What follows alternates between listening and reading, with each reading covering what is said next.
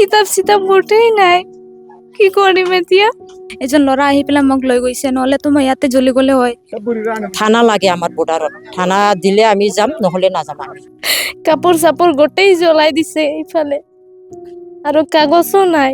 মামা দেউতা চব লৈ আহিছে আৰু তাৰপিছত ঘৰখন জ্বলি দিছে। পুলিচে কিয় ল'বা লাগে? 20 জানুৱাৰী হঠাৎ কোকৰাঝাৰত উত্তপ্ত পৰিস্থিতিৰ সৃষ্টি হয়। এটা দুৰ্ঘটনা কেন্দ্ৰ কৰি বড়ো আৰু আদিবাসী লোকসকলৰ মাজত সংঘৰ্ষ সৃষ্টি হয়। আৰক্ষীয়ে পৰিস্থিতি নিয়ন্ত্ৰণ কৰিবৰ বাবে গুলীচালনা, লাঠিচালনা আৰু কন্দুৱা গেছ প্ৰয়োগ কৰে। BNS 163 ধাৰা জাৰি কৰা হয়। কোকৰাঝাৰ আৰু চিৰাং জিলাত ইণ্টাৰনেট সেৱা কৰ্তন কৰা হয় আৰু আৰ্মিৰ ফ্লেগ মাৰ্চ হয় বিভিন্ন জেগাত। কিন্তু এই সংঘৰ্ষৰ ফলত আজি পুৱা বাতৰি কাকতৰ মতে 2929টা পৰিয়াল আশ্ৰয় শিবিৰতে বৰ্তমান আছে। প্ৰশাসনৰ তথ্য অনুসৰি বড়ো আৰু আদিবাসী উভয় সম্প্ৰদায়ৰ 680টা পৰিয়ালৰ 2929 জন লোকে বৰ্তমান আশ্ৰয় শিবিৰত আশ্ৰয় লৈছে।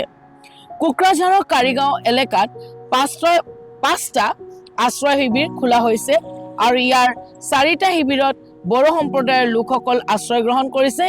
আনহাতে কাৰিগাঁও হাইস্কুলত আদিবাসী সম্প্ৰদায়ৰ 99টা পৰিয়ালৰ শিশু, মহিলা, বৃদ্ধকে ধৰি 463 গৰাকী লোকে আশ্ৰয় গ্ৰহণ কৰিছে। আমি বৰ্তমান গৈ আছো কাৰিগাঁৱৰ আশ্ৰয় শিবিৰবিলাকলৈ, তেওঁলোকৰ কথা বুজ ল'বলৈ। তেওঁলোক কেনেকৈ আছে, তেওঁলোকে এই সংঘৰ্ষটো কেনেকৈ হৈছিল আৰু বৰ্তমান তেওঁলোকে কি কি অসুবিধা পাই আছে আৰু বৰ্তমান চৰকাৰখনৰ পৰা তেওঁলোকে কি বিচাৰিছে।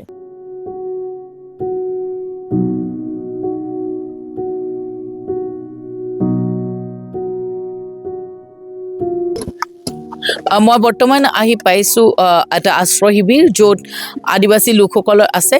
ইয়াতে 99টা ফেমিলি বসবাস কৰি আছে আৰু মই বৰ্তমান য'ত আছোঁ সেয়া হ'ল কাৰিগাঁও ME আৰু হাইস্কুল। আৰু মোৰ লগত এগৰাকী আশ্ৰয় শিবিৰত থকা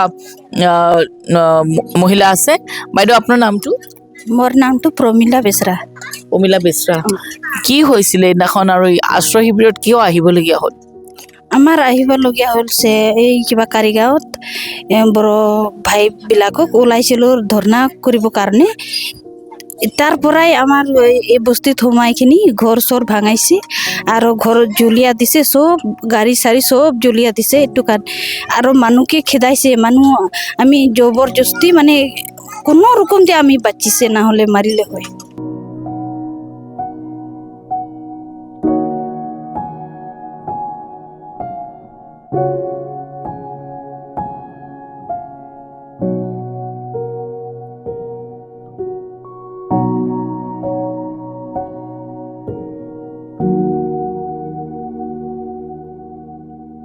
মোৰ নাম ইছাহাক টুডু। মই এখন এইবাৰ 2025-2026 बैचर किंवा मैट्रिक एग्ज़ाम टीम। तो मैं अभी कहना चाहता हूँ कि हम अभी कैंप में है, तो हम कैंप में रहने से भी अभी हम कंफर्टेबल पढ़ने के लिए नहीं लग रहा है, क्योंकि अगर हम पढ़ने आए तो फिर भी हम वो जो सिचुएशन था वो हमारा दिमाग में आता रहता है वही।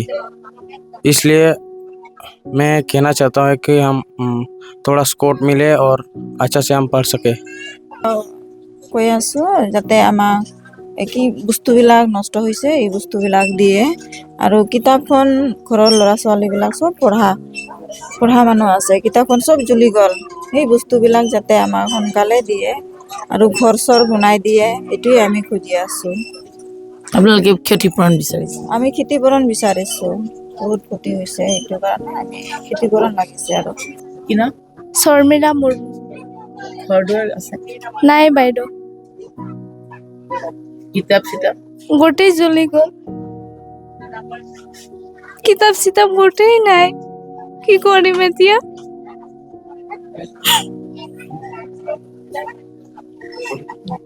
আৰু ঘৰ প্ৰমাণ পত্ৰ? নাই বাইদেউ, গোটেই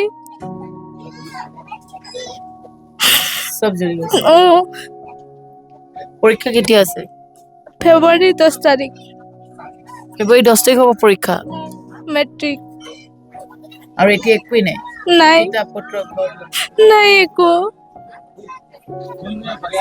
তোমাৰ ঘৰো নাই বাইদেউ গোটেই জ্বলাই দিছে ঘৰবিলাক কাগজ পত্ৰ গোটেই জ্বলাই দিছে আৰু ফেব্ৰুৱাৰী 11 তাৰিখৰ পৰা এক্সামে আছে ছেকেণ্ড ইয়াৰৰ হাই ছেকেণ্ডাৰী হাই ছেকেণ্ডেৰী দেখা পাইছে যে কেনেকুৱা এটা ভয়ানক দৃশ্য মোৰ সন্মুখত ভাগত মই শ্যামলক অনুৰোধ কৰিম দেখাবৰ কাৰণে গোটেই ঘৰ দুৱাৰ জ্বলাই দিছে য'ত তেওঁলোকৰ কিতাপ পত্ৰ নথি পত্ৰ সমূহ জ্বলি গৈছে তুমি মেট্ৰিক দিবা এবাৰ মেট্ৰিক দিল গোটেই ইফালে কিবা ধানবিলাক আছিল গোটেই জ্বলাই দিছে এতিয়া কি কৰিম কাপোৰ চাপোৰ গোটেই এতিয়া নাই কি কৰিম যে কাপোৰ চাপোৰ গোটেই জ্বলাই দিছে ইফালে আৰু কাগজো নাই লৈ যাবও পৰা নাই আমি ভাবি আছো কিবা ৰাস্তাত কিবা আন্দোলন কৰিব আহিছিল নেকি আমি ভাবাই নাছিলো যে গাঁৱত সোমাব গাঁৱত সোমাইছে আমি ইফালে আছিলো তেতিয়া মোৰ মা ইফালে পৰা দৌৰি আহিছে আৰু লৈ গৈছে নহলে মোক মাৰিলে হয় এতিয়া গোডৰেজ আছিল চব ইয়াত বস্তু আছিল কাপোৰ আছিল চব গিলা জ্বলি গ'ল নাই আৰু একো নাই কাগজ পত্ৰ চব এইবাৰ আমি হাই ছেকেণ্ডাৰী স্কুলৰ এক্সাম আছিল চব গ'ল একো নাই ইয়াত আৰু পইচা আছিল আমাৰ ইখন হাতত একো পইচা নাই পাছবুক গিলা চব জ্বলি গ'ল ক'ত পাম আমি এইগিলা খাবা বস্তু নাই কি নাই কাপোৰ যি পিন্ধোছো এইগিলাই আছে আৰু নাই একো আমাৰ কোনে গাহৰি আছিল গাহৰিকো মৰাইছে চাইকেল আছিল চব জ্বলাই দিছে যেতিয়া তোমালোকৰ ঘৰ জ্বলাই দিছিলে তেতিয়া ইয়াতে ওচৰতে পুলিচ প্ৰশাসন আছিল না আছিল আৰু আমাৰ দাদাগিলাক চব লৈ আহিছে মামা দেউতা চব লৈ আহিছে আৰু তাৰপিছত ঘৰখন জ্বলি দিছে পুলিচে কিয় ল'ব লাগে আমাৰ আগৰ কিবা দাদাগিলাক বাবাগিলাক মামাগিলাক কিয় ল'ব লাগে না আমি খালি মামা মামী আমি ছোৱালীবোৰ আছিলো কিয় আমাক আগতে লৈ গৈছে তাৰপিছত আমাক ঘৰটো জ্বলাই দিছে আমাৰ এইখন একো নাই কাগজ আছিল ড্ৰেছ গিলা আছিল আৰু মোৰ দুজন ভণ্টি আছে আৰু প্ৰাইভেটত পঢ়ি আছিল চব কাগজ পত্ৰ জ্বলি গ'ল একো নাই এইটো কি পাকঘৰ আছিল নেকি সোনিয়া পাকঘৰে আমাৰ এইটোৱে পাকঘৰ ইয়াতো বস্তু আছিল কিছুমান ধান গিলা আছিল চাউল আছিল চব জ্বলাই গিল এইবিলাক গোটেই পিঁয়াজ পিঁয়াজ মৰিচ মটৰ মটৰ গিলা আছিল চব আছিল ইয়াতে এই তেলো আছিল চব নাই এটা সাধাৰণ ভুল বুজাবুজিৰ কাৰণে দুটা জনগোষ্ঠী বড়ো আৰু আদিবাসীৰ মাজত যি সংঘৰ্ষ হ'ল অতি দুৰ্ভাগ্যজনক এটা ভুল বুজাবুজি হ'ল যাৰ পৰিণতি কিন্তু অতি ভয়ানক ঘৰ জ্বলাই দিয়া হ'ল মোৰ লগত যোন আছে সোনিয়া তাই হাই ছেকেণ্ডাৰী পৰীক্ষা দিব কিন্তু আজিৰ দিনটোত তাইৰ ওচৰত কাগজ পত্ৰ পঢ়িবলৈ কিতাপ একোৱেই নাই তাইৰ ভৱিষ্যত এক অন্ধকাৰ আপোনালোকে দেখিছে যে কেনেকে চৌকাত কেৰাহী আছে খুব সম্ভৱ ইয়াত কিবা ৰান্ধি আছিলে তেওঁলোকে যিটো সময়তে ঘটনাটো হ'ল যিটো আমি দেখিছোঁ যে কেটলি কেৰাহী ডেক্সি এই সকলোবোৰ পৰি আছে মাটিত সেই সময়ত তোমালোকৰ ঘৰ এখন জ্বলাই দিছে কি নাম আৰু- তোমাৰ ফুলমণি হেমব্ৰম যেতিয়া জ্বলাই দিছিলে কিবা ৰান্ধি আছিল নেকি তেতিয়া মই ঘৰতে তাতে আছিলো এজন ল'ৰা আহি পেলাই মোক লৈ গৈছে নহ'লেতো মই ইয়াতে জ্বলি গ'লে হয় সিদিনাই আৰু বড়োজাতিবিলাক ইফালে পৰা আহি আছিল পাথৰ দি মাৰি আছে কি দি পেলাই আছে সেইফালে গোটেইবিলাক ইফালে দি ঘৰবিলাক গোটেই জ্বলাই দিছে আৰু ইমান পলাইছো ইমান খেদাইছে কি গৰুৰ নিচিনা খেদাইছে সিদিনাখন গোটেই দিনত জংঘলতে আছিলোঁ 4টালৈকে 10টা বজাৰ পৰা 4টালৈকে জংঘলতে আছিলোঁ তেতিয়া কোনেও অহা নাই চাবৰ কাৰণে কোনেও আমাক প্ৰটেক্ট কৰা নাই কি সিহঁতৰ কি হৈছে কি হোৱা নাই চাবৰ কাৰণে কোনেও অহা নাই ভুল বুজাবুজিৰ কাৰণে অকল ঘৰেই নহয় তামোলৰ বাৰী বাঁহ গছ সকলোবোৰ এই সংঘৰ্ষত জ্বলাই দিয়া গ'ল খুবেই দুৰ্ভাগ্যজনক বৰ্তমান আমি আদিবাসী লোকসকলৰ পৰিস্থিতি চাই আছোঁ। ইয়াৰ পিছতে আমি বড়ো লোকসকলৰ ৰিলিফ কেম্পত যাম আৰু আপোনালোকক দেখাম কেনেকৈ আছে তেওঁলোক।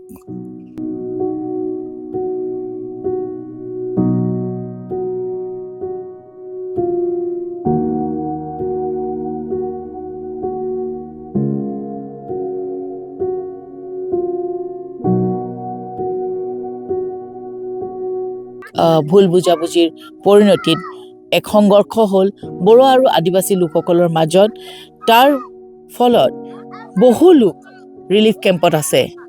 টোটেল 680টা ফেমিলি ৰিলিফ কেম্পত আছে, য'ত এটা ৰিলিফ কেম্প আদিবাসী লোকসকলৰ আৰু বাকী 4টা ৰিলিফ কেম্প বড়ো লোকসকল আছে। বড়ো লোকসকল এনেকৈ কেম্পত আছে, টেণ্ট তৰি পেলাই এনেকেই তেওঁলোকে খোৱা বোৱা ব্যৱস্থা কৰিছে। মই দেখাব বিচাৰিম টেণ্টৰ ভিতৰত গৈ পেলাই। আপোনাৰ নামটো বাইদেউ? সৰলা বসুমতাৰী। সৰলা বসুমতাৰী। কেতিয়াৰ পৰা আছে ৰিলিফ কেম্পত?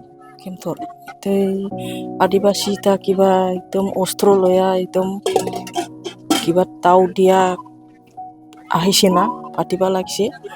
ইজনে একদম ফালাবা কৈছে, মানুহগিলা ফালাব কৈছে।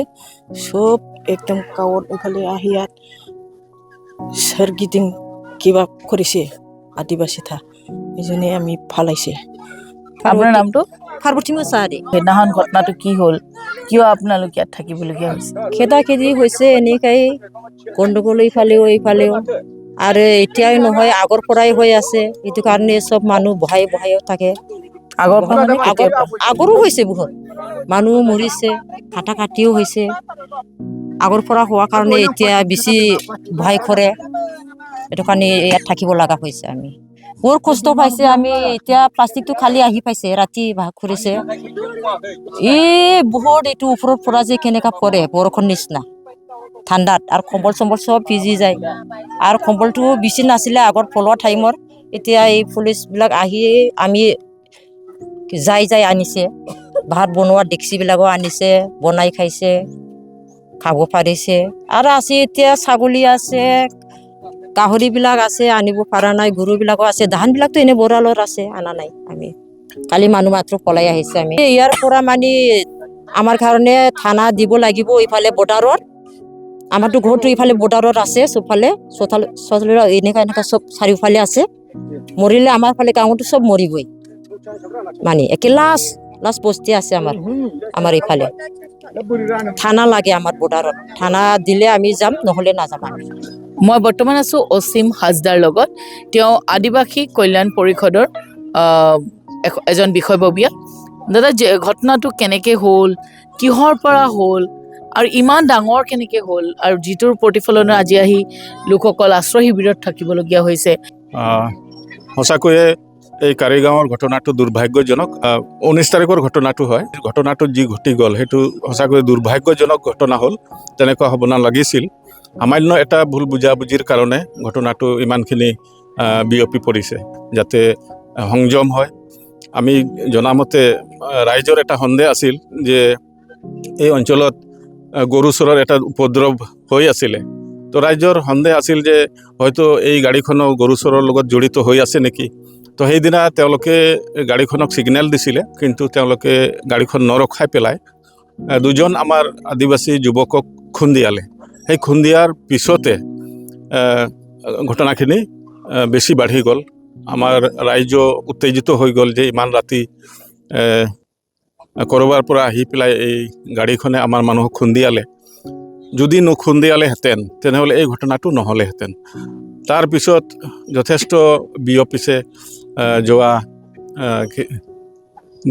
এদিন আগতে এই আমাৰ এই কাৰিগাঁৱতে বড়ো ৰাইজে আহি এটা প্ৰতিবাদৰ নামত এইখিনি অঞ্চলত আদিবাসী ঘৰ দুৱাৰ যথেষ্ট জ্বলাই ছাৰখাৰ কৰিলে, ধন সম্পত্তি বিনষ্ট কৰিলে। সেইটোতো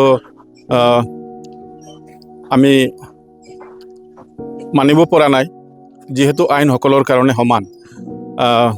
এই স্কৰপিঅ' বাহনখনক জ্বলোৱাৰ কাৰণত আমাৰ কিছুমান নিৰীহ আদিবাসীসকলক তেওঁ। বৰ্তমান মই আছোঁ জিলা উপায়ুক্ত পংকজ চক্ৰৱৰ্তীৰ লগত।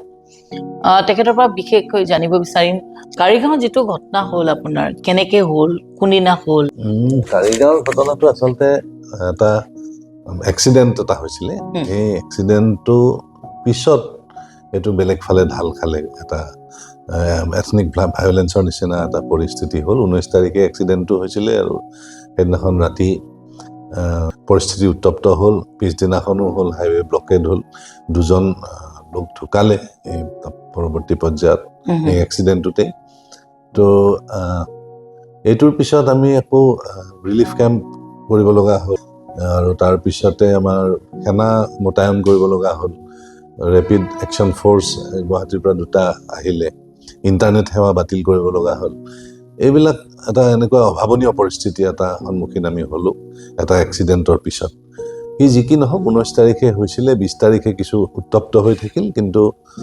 যোৱাকালিৰ পৰা আমাৰ পৰিস্থিতি নিয়ন্ত্ৰণাধীন হৈছে আৰু ইতিমধ্যে যিবিলাক ঠাইত মানুহে অকণমান ভয় খাই আছিলে সেই ঠাইবিলাকত যথেষ্ট আৰক্ষীৰ উপস্থিতি আছে টোটেল কিমান ফেমিলিজ ৰিলিফ কেম্পত আছিলে আদিবাসী কেম্প মেইনলি আদিবাসীসকলৰ প্ৰায় 463 জন আদিবাসী আছিলে বড়োসকলৰ আছিলে 2466 যি দুজন ঢুকাইছে তেওঁলোকে 5 লাখ টকাকৈ পাব আৰু যিসকলৰ ঘৰবাৰী অলপ বিনষ্ট হৈছে তেওঁলোকে 50,000 টকাকৈ পাব